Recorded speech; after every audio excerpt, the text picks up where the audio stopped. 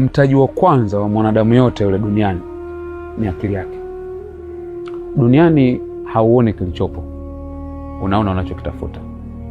Ndio maana leo ukisema nataka kumiliki gari Toyota Harrier nyeusi, ukipita barabarani utaziona nyingi sana hizo gari. Sio kwa sababu hazikuwepo, ni kwa sababu tayari akili yako imetengenezwa kwa namna hiyo.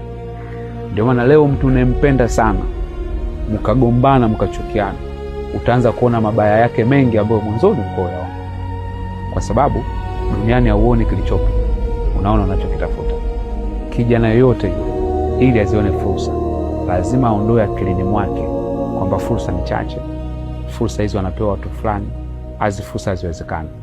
Ukiweka hivyo, ubongo wako unakutengenezea kiwingu na giza. Hautaziona fursa hata kama zipo karibu yako. Ndio maana unaweza kaona kuna mtu anaweza akasafiri kutoka mbali akaja kijijini kwako, akaiona fursa akaitumia na ikampatia pesa. Lakini wewe uko pale pale. Kwa nini? Kwa sababu kufungua macho yako kuona fursa.